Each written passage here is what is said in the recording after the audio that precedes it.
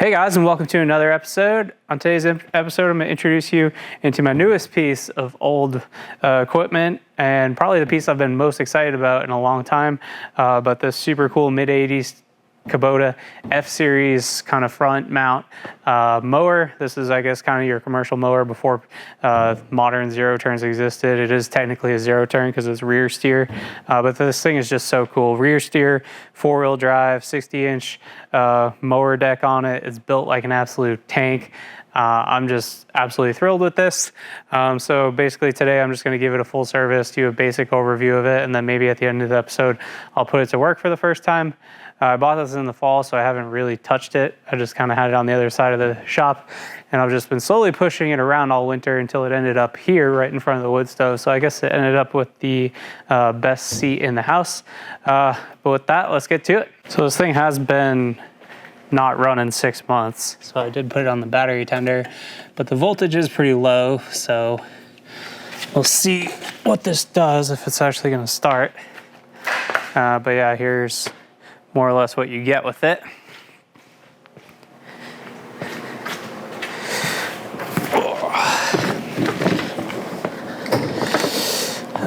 Clutch here. I don't actually even remember what that is. Maybe that's the diff lock. This is a cruise control that doesn't work anymore. It actually has a 2-speed PTO, and I have a 48-inch snowblower to it that I didn't use because I have a 75-inch one for my other Kubota. Yeah, obviously this is broke. 2,000 hours. But yeah, let's see if it will start. Got your throttle here. This is for raising and lowering the front mower. I think you go to the left for glow plugs. Nope. I forgot that this whole housing turns. There's glow plugs. 1 Mississippi, 2 Mississippi, 3 Mississippi, 4 Mississippi, 5 Mississippi, 6 Mississippi, 7, 8 Mississippi, 9 Mississippi, 10. Wow.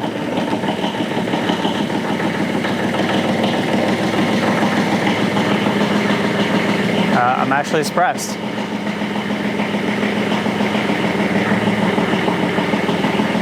All right. Let's give it some revs.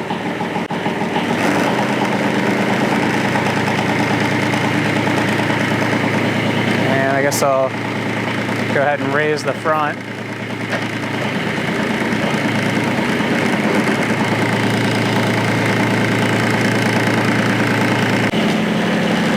I'm so stupid. I'm trying to figure out why it's not moving.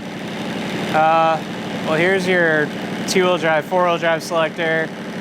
And here is the transmission, which clearly is in neutral. So I feel kind of stupid.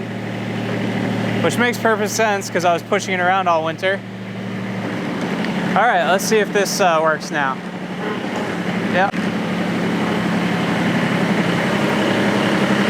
I'm also not used to rear steer at all.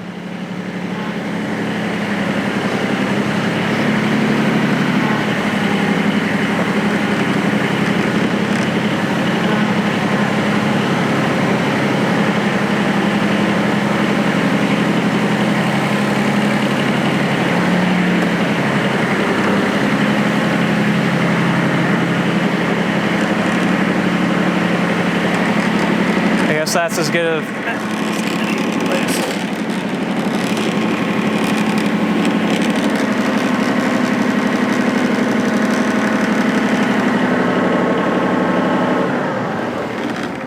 all right, so here's the tiny little 3-cylinder diesel that powers this thing. As far as I know, it's the original one from 1985, which is pretty cool. Here's the nameplate or whatever. Osaka, Japan, and the date. I don't know. I found the date on here somewhere.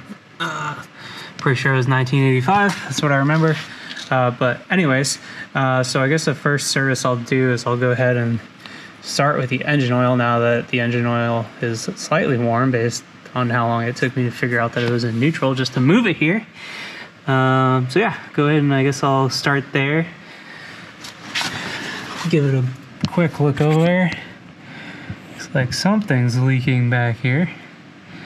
Not too bad. I did notice that the steering arms, one of the cylinder on that must be weeping on the other side. This cylinder here that does the steering, guess that seal is pretty bad, so maybe someday I'll do something with that, but that's probably not going to be immediate concern. Have the battery cover off because I was just charging it. I don't think this is the original one either. It doesn't look, I don't think Kubota put diamond plate on there. But anyways, yeah, general overview of it. I mean, it doesn't look pretty, but everything seems to work on it for the most part. Cruise control lever is broke, so I have to take this apart and try and figure that out. Obviously this is broke, but Kubota, like, give them a bunch of credit. They actually still sell this. Unfortunately it's crazy expensive, so I'm probably not going to buy one. And then it's missing the side discharge chute, which is also crazy expensive, so probably not going to buy that. Alright, so the drain plug for the engine is back here on the rear, so I'll just go ahead and break that free.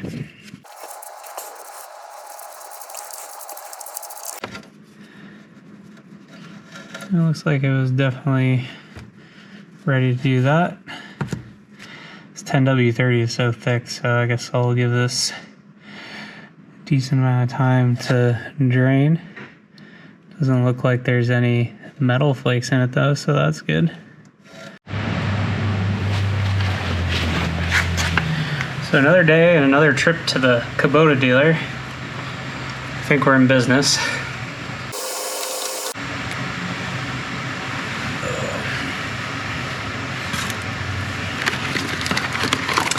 This one is definitely the right one.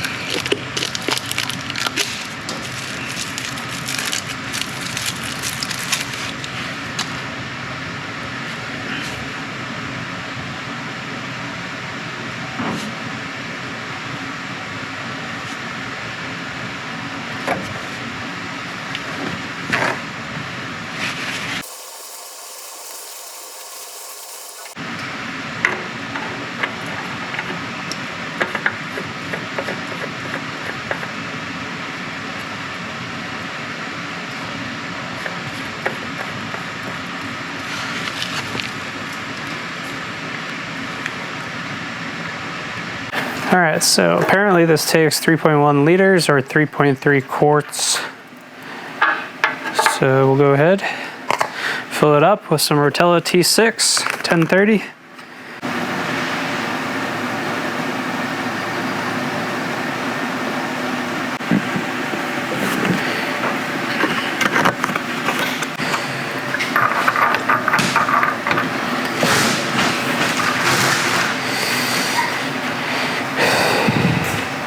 Alright, so we'll go ahead and run it for a few seconds so we can check the oil.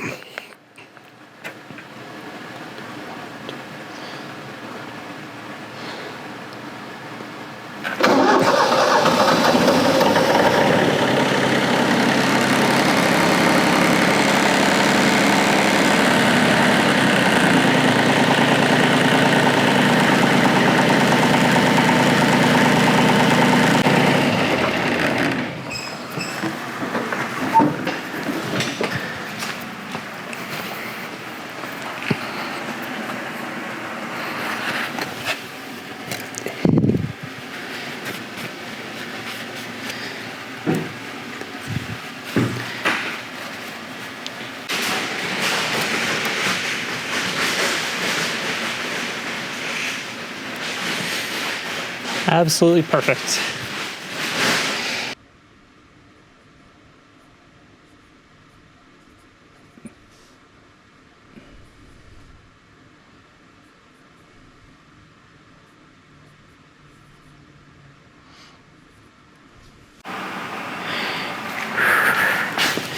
All right, next I'm going to clean the fuel filter, or replace the fuel filter. But I'm just going to clean up this whole area.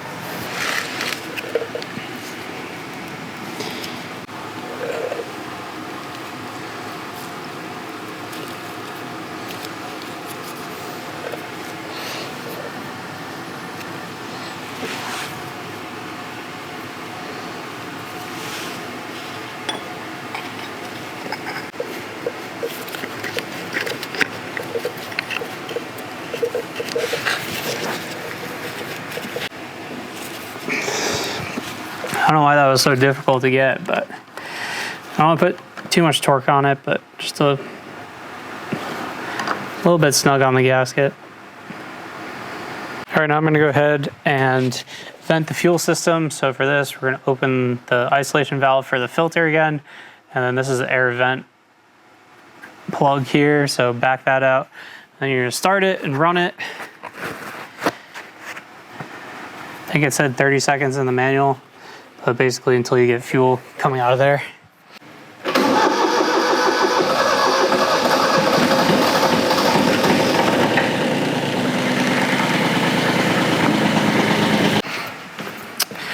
I realized I just set it until fuel comes out of here. That was definitely stupid.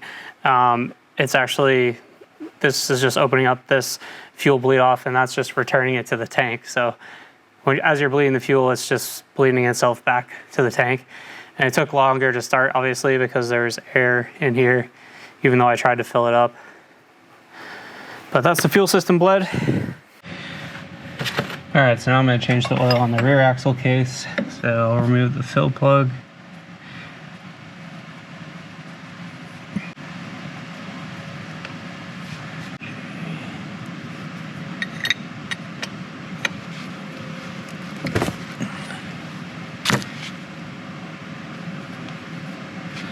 Can already smell this before it's coming out.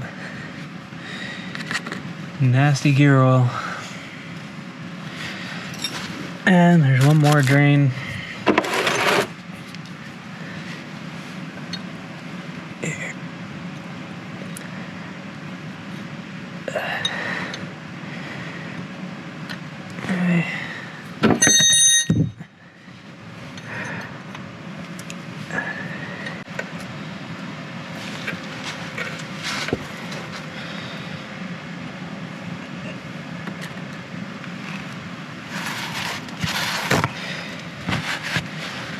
All right, while that rear axle oil is draining, I'll go ahead and replace the air filter.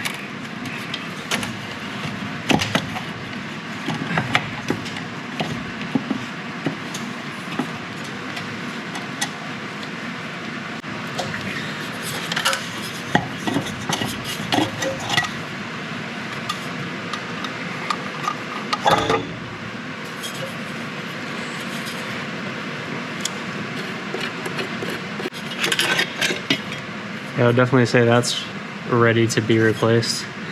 Let me get a paper towel and try and clean this out the best I can. All right, and then with the new air filter, it's kind of cool that it gives you that they have the swirl flaps on them. Not sure what it does for performance, but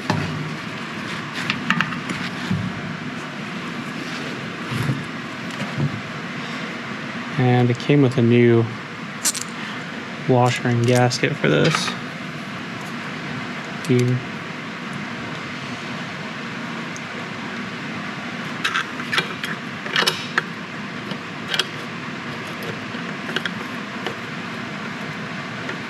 I was going to take the housing off and clean everything, but it actually inside wasn't too bad.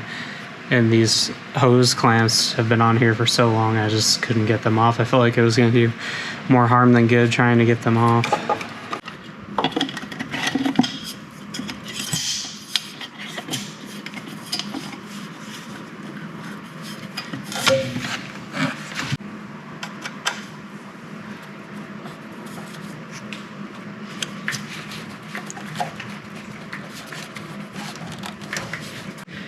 Okay, I'm tired of waiting now. It's dripping now, which I will go ahead and call drained.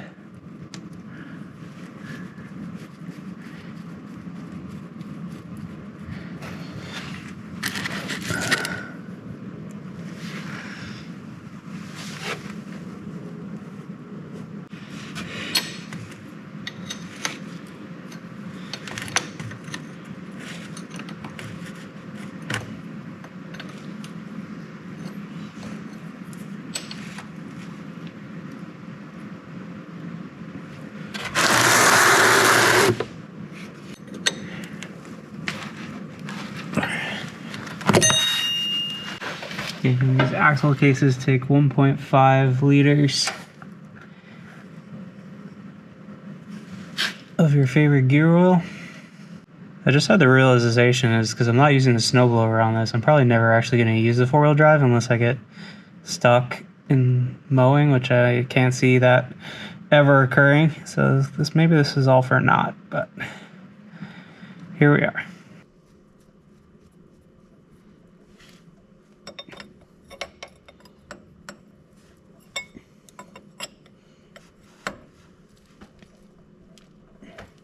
All right, so before I start working on the hydraulic system, I'm gonna go ahead and just vacuum around the fill port and the dipstick and filter just so I don't get any debris in here. Obviously, it's pretty dirty.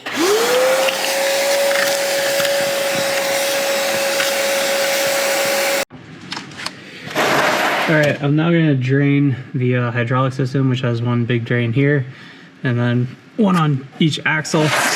So this is the transmission drain plug. This is a 10-quart pan, but I'm not entirely, I don't think I'm in too much danger of getting more than 10 quarts out from this spot. I will be ready to put the plug back on if I need to.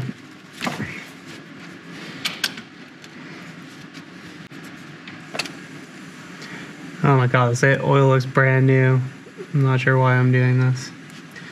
Go ahead and pop the dipstick out. So this drain faster. I hear it vacuuming. I almost thought about just checking to see what the oil looked like before spending the money to buy the expensive Kubota oil, but here we are. I have the oil, so I guess it's getting changed. All right, since this oil looks brand new, I'm not gonna wait for it to drip every last drop out of here, though it's good enough.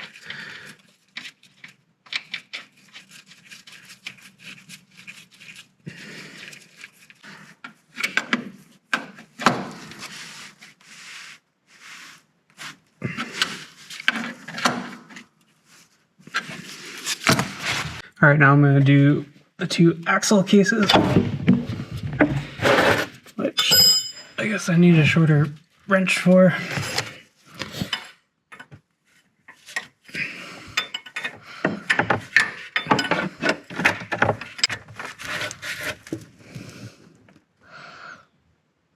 Once again, I hate myself for changing this oil because it looks brand new.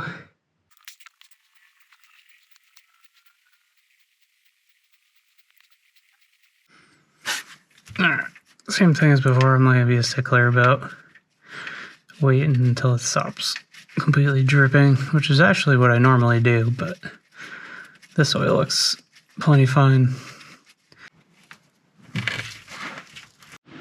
Alright, there's 2 filters in the hydraulic system. The first one is down here on the right side of the tractor.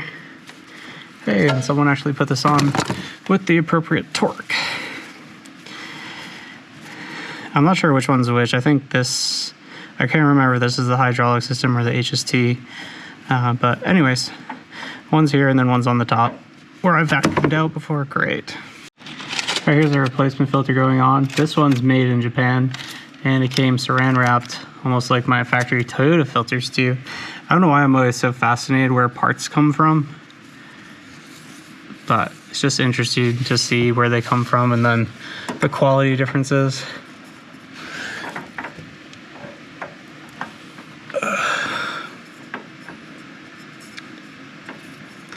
This one is a slightly different size than the aftermarket one that came off, but it looks like the sealing surface is where it needs to be. So I'll just watch it, make sure it doesn't leak, but I'm pretty sure it's the right one. And filters, I never use a tool on, just hand tight is more than enough. And here's the location of the second filter. Or first filter, I don't know.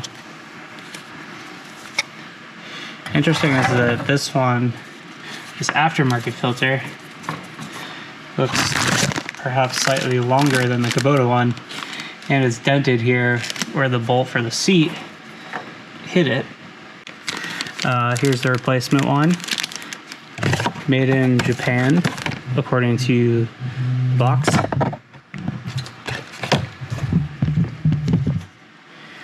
And with that made in Japan, it's actually sealed.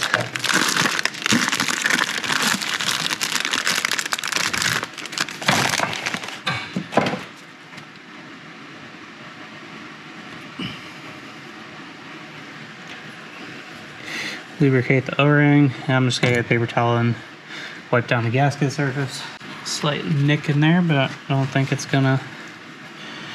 Looks like it's well outside the sealing surface. And same thing, oily hand tight.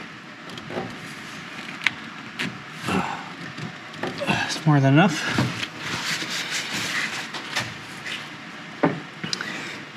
Can't really tip this over, it's gonna dip oil out of it, but there you can see the dent where the bolt on the bottom of the seat was hitting this, so I guess they got kind of lucky. So I like using some sort of like measured container to dump the hydraulic oil into, so you have a good idea of how much to put in, because obviously you're not going to get everything out as far as what capacity is in the Kubota manual. So it looks like it was about 2 3/4 gallons that we took out. So I'll just go ahead and put a whole 2.5 gallon jug in and then see where we're at from there. And this is the setup I came up with for filling the hydraulic oil. I got my funnel zip tied to the seat here, and the spout is pretty well positioned into the fill port there. And I'm using the Kubota UD2. The Kubota Facebook group or whatever, everyone like swears by this and is like, thou shall use absolutely nothing else in your Kubota tractor than this. I mean, that's more so for the modern stuff, but I don't know, if people are that strongly opinion about it, I guess I'll spend the extra money for this. Not sure it really matters for an 80s tractor like this, but anyways.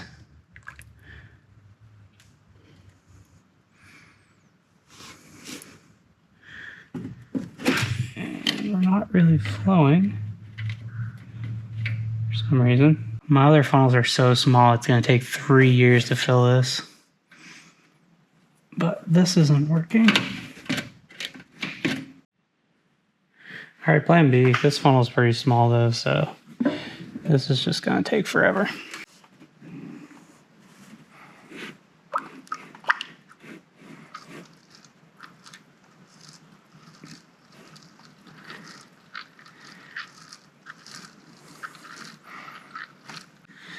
I'm never gonna be able to tell if I have a leak now because I spilled so much hydraulic fluid. But now I'm gonna start it up. I'll just run through basically all the hydraulic functions on it, and then make sure it circulates the fluid. Then we'll check the level, and we'll just dial it in until we got it. All right, so I let the machine run for a few minutes, and I went through all the different hydraulic functions: slow speed, forward and backwards; high speed, forward and backwards; raised and lowered the deck; did the steering. So now I'll just go ahead and check the oil level. I also went and checked for leaks. Obviously, I made it a little bit more difficult on myself with all the spillage I had, but there's still nothing like, whatever. There's nothing obviously pouring out. All right, we're low, which is kind of what I expected. So keep adding more until we got good level, and then as you operate the machine more and more after doing this, just make sure you're watching it, because it does take a little bit for it to settle into its happy spot.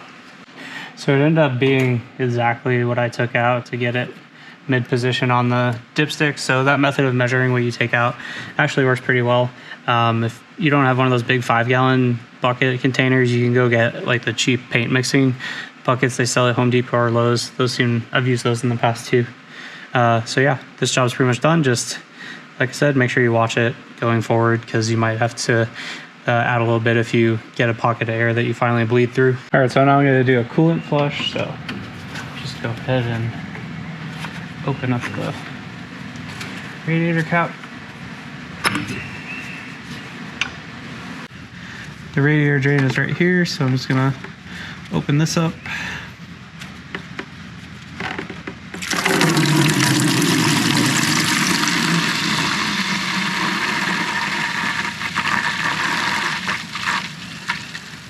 Unlike all the oils, the coolant actually looked pretty aged, so glad I went ahead and did this. I drained about 3 liters out, so I'm gonna put about 3 liters in. There's probably another drain on the block somewhere, but this will be good enough for a flush. Also just realized this is old enough that the overflow just goes to the ground. It doesn't have a tank, so I guess just be mindful of that. And now I have a mess to clean up. All right, there's actually removable filters for both the radiator and for the hydraulic cooler, so I'm gonna take those out and clean them.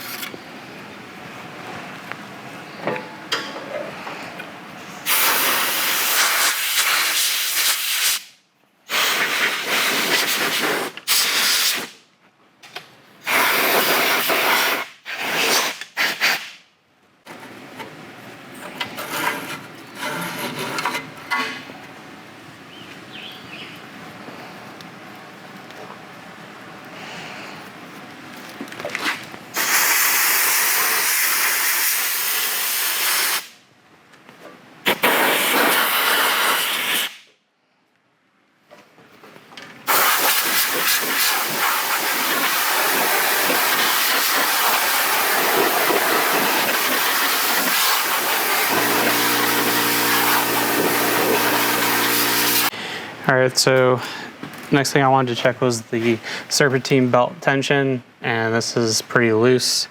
So I'm just gonna go ahead and loosen up this adjuster here. There was a spec in the manual, I don't exactly remember. I think it was like 1 to 2 centimeters on the center of this, which obviously that's way more than that. So I just need to loosen this up. Pull the alternator down until it feels right. I don't think this is exact science, just needs to be better than it was.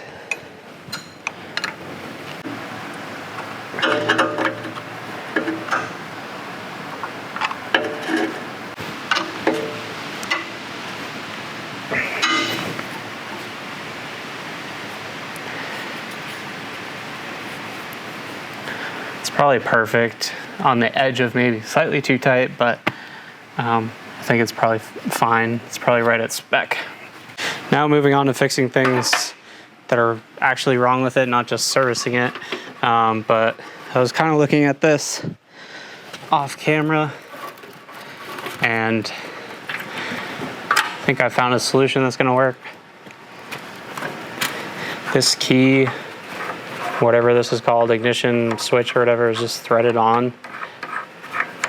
And there's an old gasket here underneath it that I can tell is just extremely worn down. So I need to find something to act as a spacer so that I can get this tighter.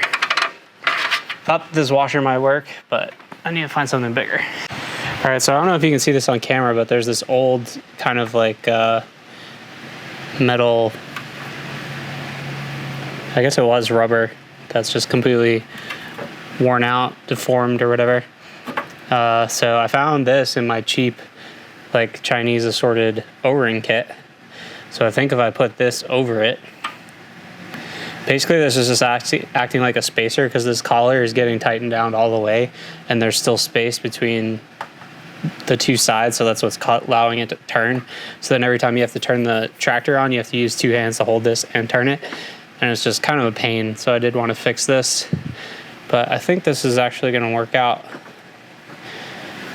Obviously I shouldn't speak too soon, but so that's the ignition off position, ignition on, glow plugs.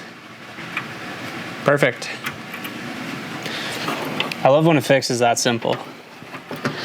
All right, so now troubleshooting why the cruise control lever isn't working. So I had to take this panel off here, and basically what I found is there is a set screw on this, basically on the lever that mounts to the shaft, which also goes to the hydrostatic transmission. Basically the keyway or whatever was actually, I think Kubota, I looked on their website, calls it like a spring clip or something, was missing. So I bought this machine screw that, if I can get it lined up correctly, is gonna go in there, and that should do the trick. This is a number 6 machine screw.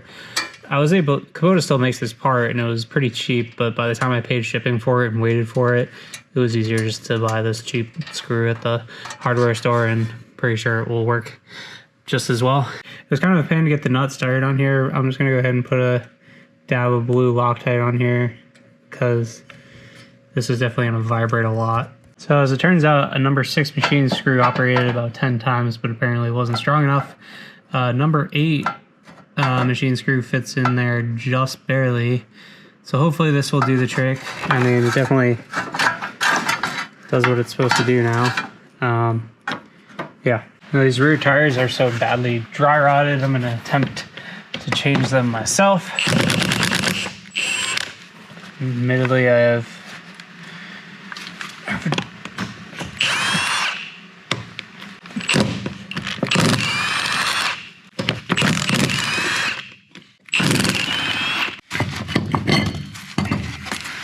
So I've seen people use C-clamps to break the bead. I have a press, so I'm just going to use that. I did already let the air out of the tire. I guess I'll check one more time. I did actually find a day code on these tires, and they're from 2002. So yeah, how these things are still holding air with these like giant cracks in it is impressive.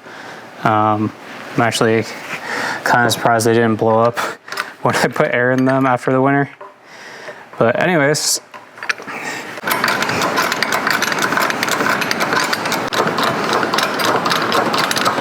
all right, so while I have the wheels off, I'm gonna change the oil in these hub assemblies.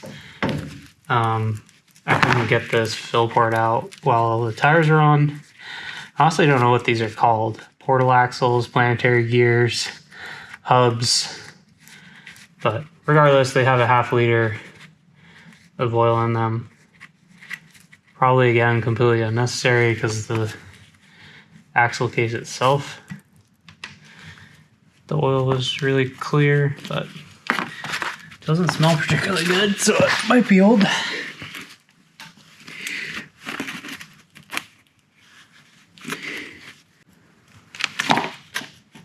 Oh wow, that's nasty. All right, I'm glad I'm doing this. The oil is like tar. That must be the original from 1985.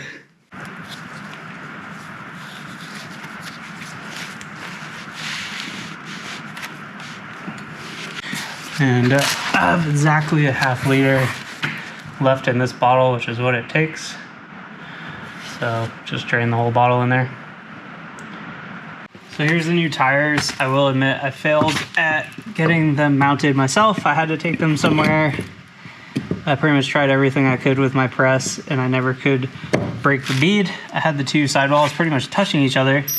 The tire shop I took it to did make me feel a little bit better by saying that the small ones are really difficult to do. Kind of unfortunate I couldn't do it myself. But anyways, here we are. I thought about painting these rims while they're off, but I don't know. I kind of like the patina, but at the same time, I think like fresh white wheels might look good. I would have to remove the front deck to be able to jack it up to get the front wheels off, so I think I'll save that for phase 2.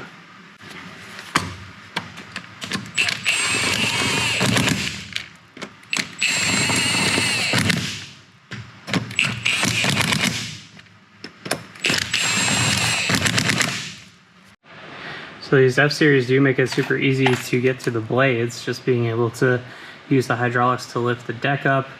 Obviously I put a jack stand under it before I crawl under here. And I'm gonna go ahead and replace the blades now because, yeah, it looks like they've seen better days. And I could sharpen them, but I looked it up online how cheap they were, so I just decided I would go ahead and replace them. Hoping that the big Milwaukee will be able to take care of it. Of course so.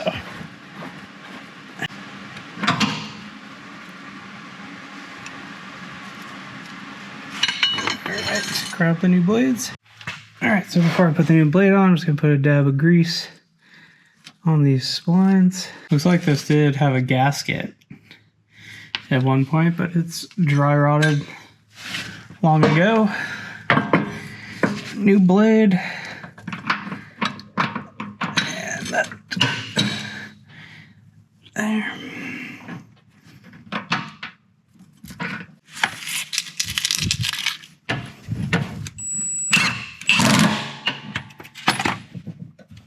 Perfect.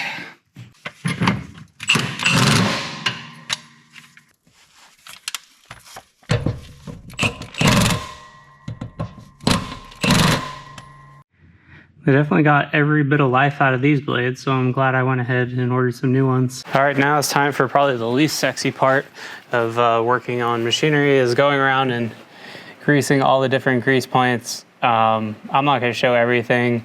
The manual does do a pretty good job of telling you where they all are. I'm just going to show the PTO shaft here because it's the most accessible one.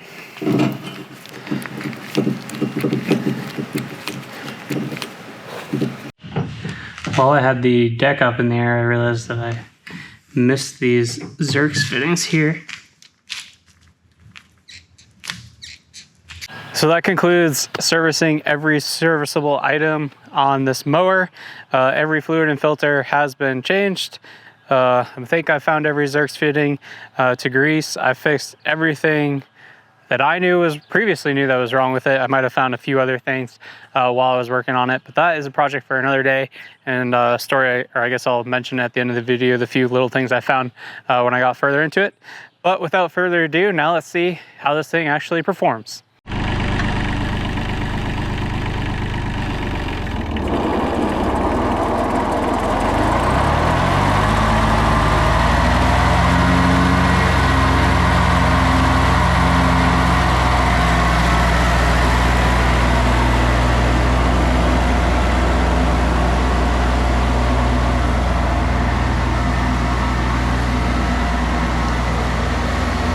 So compared to my old $500 marketplace mower, I absolutely love this thing.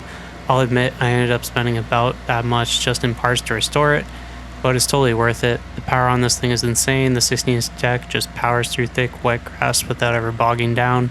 Now Kubota markets this as a zero-turn motor, but honestly by today's standards I wouldn't really call it that. Sure, it can turn pretty sharply, but it needs more space than something like a modern skid steer mower would. The rear steer, yeah, it definitely takes some getting used to. I found myself running the back end into stuff a few times until I got the hang of it. It's a heavy machine too, so when you're making those sharp turns, it'll tear up soft, wet ground. But despite all that, I love this mower. It's built like an absolute tank, and I honestly think it'll still be powering through grass in another 40 years. The retro vibe, combined with the awesome clattery 3-cylinder diesel sound, puts a smile on my face every single time I fire it up to mow. I hope you guys like this video and stay tuned for future tractor updates.